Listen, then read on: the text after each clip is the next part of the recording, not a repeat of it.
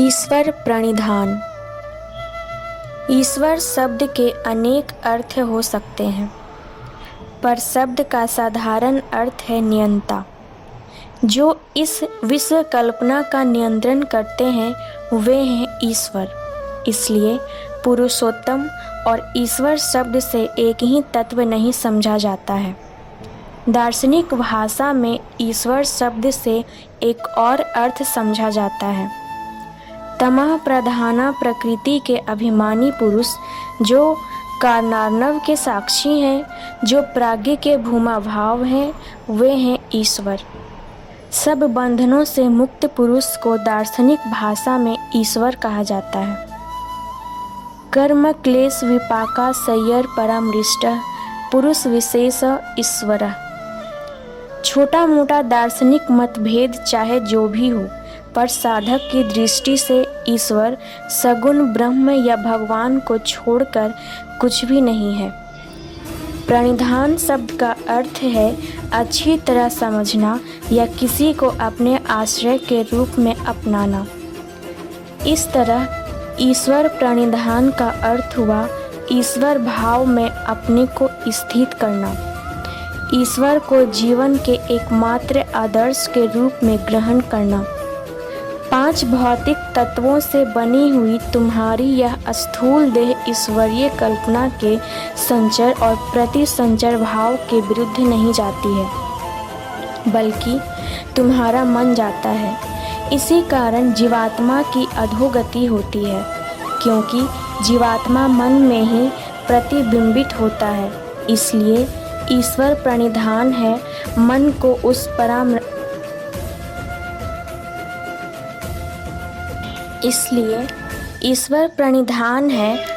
को उस परमाश्रय में प्रतिष्ठित करने के लिए उसकी ओर ललक कर ले चलना। अतः ईश्वर प्रणिधान पूरा भावाश्रयी है, पूर्णतया एक मानसिक चेष्टा है। इसमें गला फाड़ फाड़ कर चिल्ला कर लोगों की भीड़ जमा करने का या झाल मृदंग बजाकर भक्ति दिखाने का अवकाश ही नहीं है। तुम्हारे ईश्वर बधिर नहीं है। तुम अपने मन की भाषा उसे चिल्लाकर मत सुनाओ। ईश्वरीय भाव लेने के लिए पहले मन को जागतिक प्रपंच से हटा लेना होगा। तब अपने क्षुद्र अहम भाव, छोटे मैंपन को, स्वार्थ भावना से मन को हटाकर उसके बाद बिंदुभूत मन के सामने उस विराट का भाव लाकर अपने संस्कार के अनुरूप वर्ण प्रतिष्ठित मंत्र में उसका भाव लेना होगा। वे हैं सहज सत्ता, इसलिए केवल भाव में ही उन्हें पाया जा सकता है और कहीं नहीं। जप के 3 प्रकार हैं, वाचनिक, उपांशु और मानसिक। वाचनिक जप अर्थात ऊंचे स्वर से पुकार कर उनकी दृष्टि अपनी ओर खींचने की चेष्टा करना एकदम बेकार है। श्रद्धा, प्रेम, निष्ठा, भक्ति भीतर की चीजें हैं। खुशामदी लोगों की बंधी बंधाई भाषा में चीख पुकार कर व्यक्त करने की चीज नहीं। इसलिए वाचनिक जप अर्थहीन है। तब हाँ, आंतरिक भाव का आनंद जब मुख खोलकर व्यक्त करने की इच्छा जग जाती है, वहाँ ब्रह्म संबंधी तथ्य सरल भाषा में श्लोकों या गान के रूप में व्यक्त किया जा सकता है। दृष्टांत के रूप में ओम नमस्ते सते सर्वलोकाश्रयाय मंत्र याद पड़ता है। ऐसे मंत्र बड़े अच्छे हैं, किंतु इनसे जप का या ईश्वर प्रणिधान का काम नहीं चल सकता है। जहाँ अस्फुट स्वर के ओठों में ही मंत्र उच्चारित होते हैं, वहाँ उपांशु जप कहा जाता है। यद्यपि यह जप वाचनिक रूप से अच्छा है, परंतु आदर्श जप कहलाने योग्य नहीं। ईश्वर प्रणिधान में मानसिक जप ही श्रेष्ठ है। जिसका भाव मन लेता है, उस भाव का उच्चारण भी मन ही करेगा, मन की उस भाव की बात सुनेगा।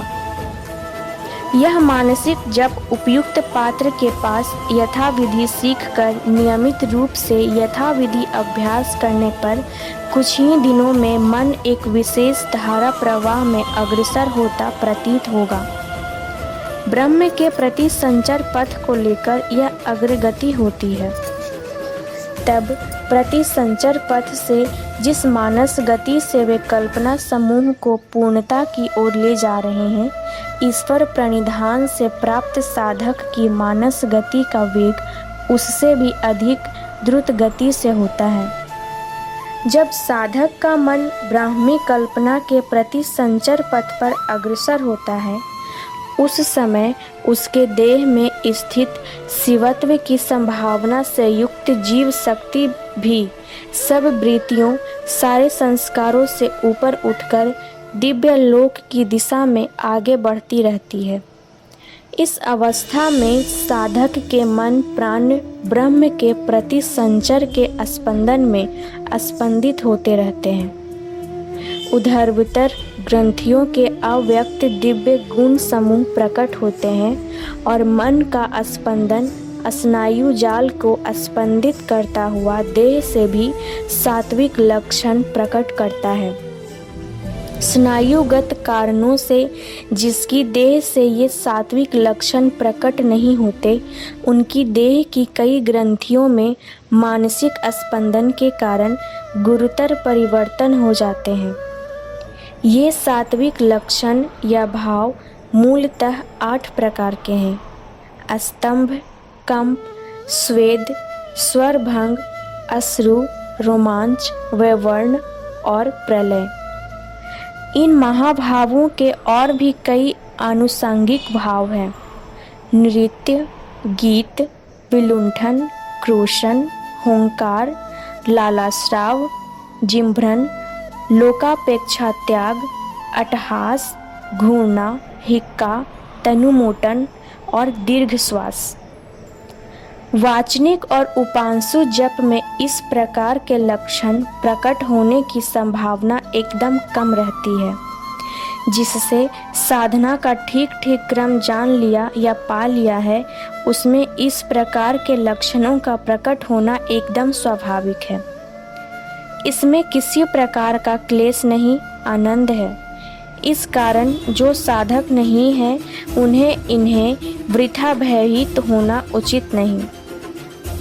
जब सात्विक लक्षण प्रकट होते हैं, उस समय साधकों को भी इस संबंध में किसी प्रकार की चिंता नहीं करनी चाहिए। भावग्रस्त अवस्था में यदि साधक भाव लक्षणों को प्रकट करने की ओर दृष्टि ले जाता है, तो उसकी अग्रगति में बाधा पड़ती है। वह यदि भाव लक्षणों को दबाकर रखने की कोशिश करे, तो उसका भाव ही नष्ट हो जाएगा। सबसे बड़ी बात है ब्राह्मी भाव, इसी पर ध्यान रखना चाहिए। भाव लक्षणों की ओर दृष्टि ले जाकर व्यर्थ समय नष्ट करना बुद्धिमान का काम नहीं है। ईश्वर भावना के मन से हटने के साथ साथ ये भी सात्विक लक्षण तिरोहित हो जाते हैं। साधक जब ईश्वर भावना में दीर्घ समय के लिए प्रतिष्ठित होने में सक्षम होता है, तब ये भाव केवल मानसिक देह में क्रियाशील होते हैं और स्थूल देह बहुत कुछ शांत हो जाती है। साधना का अन्य अंगों का विर्जन में अकेले अकेले अनुशीलन करना वांछनीय है, किंतु ईश्वर प्रणिधान अकेले तथा मिलित दोनों प्रकार से किया जा सकता है। मिलित ईश्वर प्रणिधान में सबकी सामूहिक मानसिक प्रचेष्टा एक साथ काम करना आरंभ कर देती है। इसलिए उन्नत भाव लक्षण भी अत्यंत अल्प काल में ही जग उठते हैं।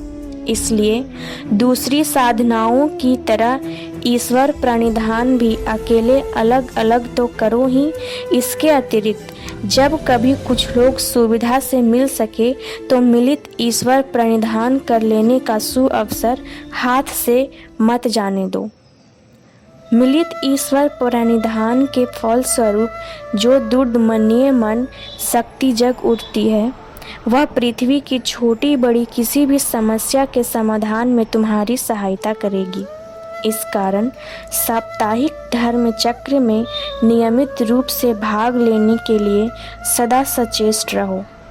आनंद पूर्णिमा 1963। श्री श्रीयानंद मूर्ति जी। Subscribe now and press the bell icon. Never miss an update.